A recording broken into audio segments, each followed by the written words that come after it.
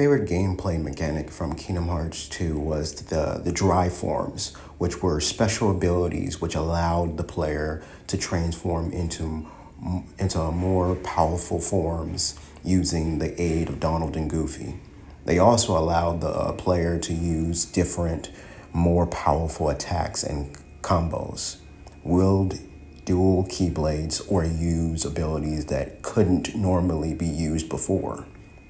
Back then, the forms were tied to the clothes and party members. In Kingdom Hearts 3, however, they replaced drive forms with Keyblade transformations, which in my opinion is the coolest feature introduced into the game. Each Keyblade has their own transformation and unique abilities now. Some Keyblades even have more than one transformation. Each Keyblade form specializes in either strength, magic, guard, or speed. After refilling the situation command meter, the Keyblade can undergo a second transformation, changing gameplay once again. Once the meter is filled a third time, Sora can perform a powerful finisher that reverts him back to normal afterwards. There's a tons of awesome transformations, like turning your Keyblade into a hammer, set of pistols, yo-yos, a rocket launcher, a magic staff, or even a giant tower atop which Sora and his copies rain beams of energy down on enemies. The Keyblades with the best forms and abilities would have to be the Shooting Star, Ever After, and favorite Deputy Keyblade. Even though I do miss the dry forms, I'm perfectly satisfied with this new mechanic, and I hope Square keeps it going forward.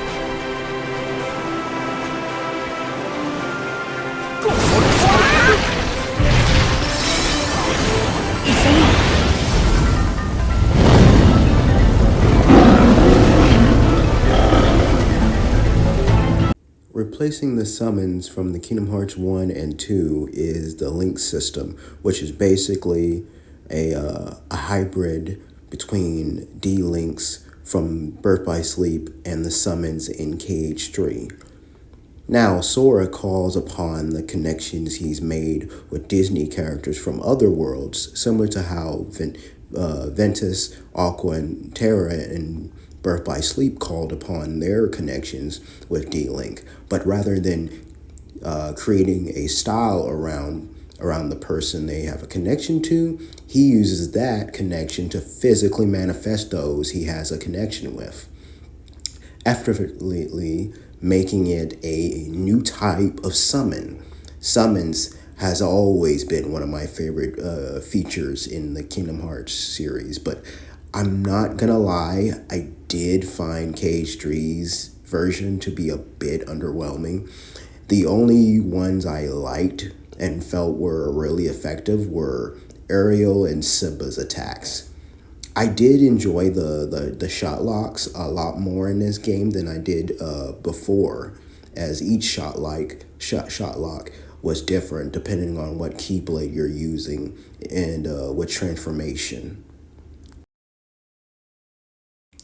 Anti-form was a drive form Sora took when he unleashes his heartless powers and used the darkness still inside him. Unlike the other drive forms, anti-form couldn't be purposely activated. Instead, it would randomly activated when Sora attempted to enter Valor, Wisdom, Limit, or Master form. It was introduced in Kingdom Hearts 2 and used both Donald and Goofy, as well as sucking up all the drive bars. Instead of using a Keyblade, Anti-Sora would use his bare hands to fight and run about on all fours. While in this state, Sora can't use magic. It is also not possible to use items, nor is it possible to pick up HP prizes while in anti-form, meaning he is unable to heal. In addition, he takes half damage from attacks and cannot gain experience from defeating enemies. It could be considered punishment for overusing the drive system and is meant to be strong but troublesome. However, Kingdom Hearts 3's version is called Rage Form. While Anti-Form was completely random when it would pop up, Rage Form would often show up as a prompt when you're low on HP with a finished MP gauge. On your last legs, if you may. I personally prefer Rage Form over Anti-Form. It's super powerful, granting Sora high agility and strength. Rage Form can be accessed no matter what Keyblade you happen to be wielding. The form also comes with an ability called Risk Taker that halves your HP with each use but grants high damage.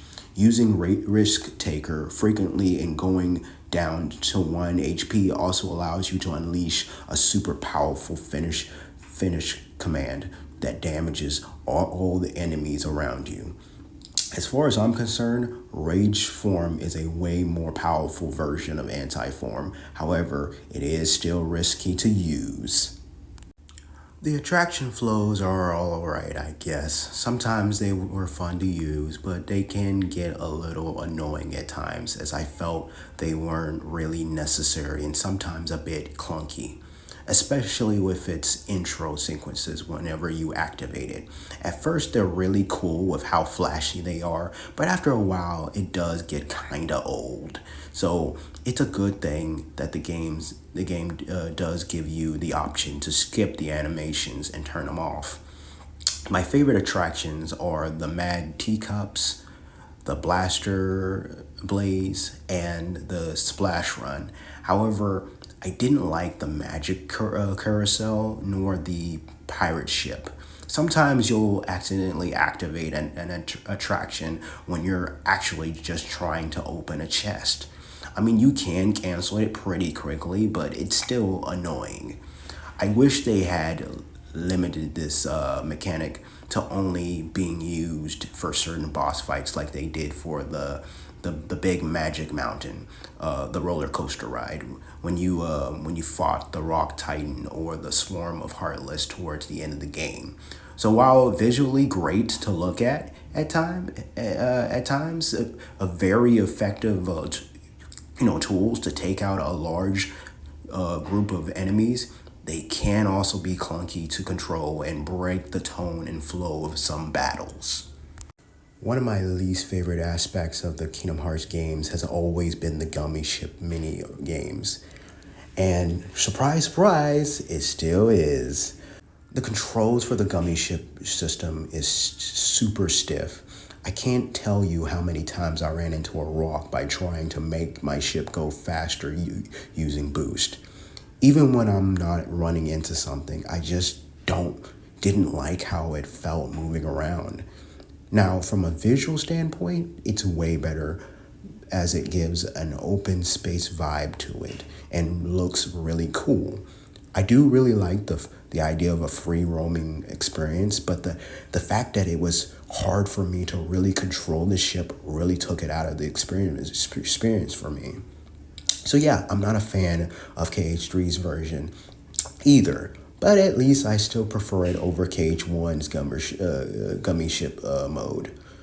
So far, the game I think has done the best job when it comes to Gummy Ship mode has to be KH2. With KH2, I felt it at least improved somewhat. There were times when I dare say it was actually fun.